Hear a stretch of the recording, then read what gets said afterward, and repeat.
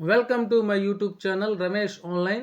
AP ఉద్యోగులు మరియు పెన్షనర్ల December నెల జీతాలు మరియు పెన్షన్ల తాజా సమాచారం డిసెంబర్ 30 ఉదయం 8 గంటల 15 నిమిషాల సమయానికి చూస్తున్నాం. చూసే ముందుగా ఫ్రెండ్స్, మన ఛానల్లో అందరికీ జీతాలు మరియు పెన్షన్లు జమ అయ్యేంత వరకు ఎప్పటికప్పుడు తాజా సమాచారం అందుతూ ఉంటుంది.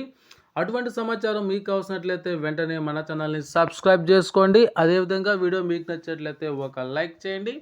ఇక విషయానికి వచ్చినట్లయితే ఏపీ ఉద్యోగుల డిసెంబర్ నెల జీతాలకు సంబంధించినటువంటి ఈ పే స్లిప్లు అయితే నిధి యాప్లో అందుబాటులో ఉన్నాయి. అదేవిధంగా నిధి వెబ్సైట్లో కూడా యూజర్ ఐడి మరియు పాస్వర్డ్ ఉపయోగించి డౌన్లోడ్ చేసుకోవచ్చు.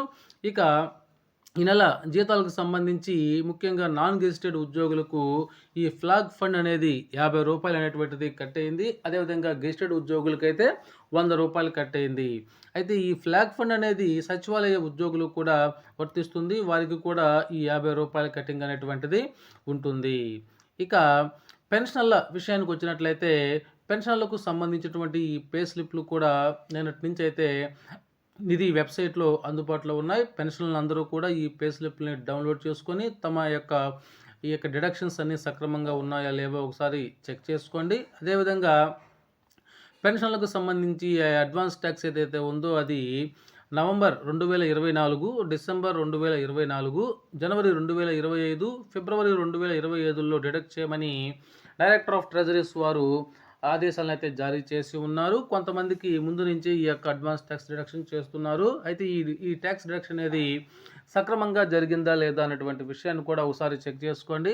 మరి ముఖ్యంగా కొంతమంది పెన్షనర్లకి గౌరవ హైకోర్టు చెప్పినటువంటి ఆ తీర్పు ప్రకారము 11 సంవత్సరాల 3 నెలలు పూర్తయినా కూడా కొంతమంది పెన్షనర్లకి గత మాసంలో ఈ డిడక్షన్ అనేటువంటిది సిబిపి రికవరీ డిడక్షన్ అనేటువంటిది చేయడం జరిగింది. అటువంటి వారికి మరలా ఈ నెలలో కూడా చేశారా లేదా అనేటువంటి విషయాన్ని అయితే ఒకసారి గమనించుకోండి. ఆ విధంగా 130 నెలలు పూర్తయినా కూడా డిడక్షన్ చేసి ఉన్నట్లయితే మీరు వెంటనే మీ సంబంధిత ఎస్టీఓ గారిని కలిసి విషయాన్ని తెలియజేసినట్లయితే ఆ తదుపరి నెల నుంచి అనగా నెక్స్ట్ మంత్ నుంచి కూడా ఈ డిడక్షన్ చేయడానికైతే అవకాశం డిడక్షన్ని ఆపివేయడానికి అవకాశం ఉంటుంది.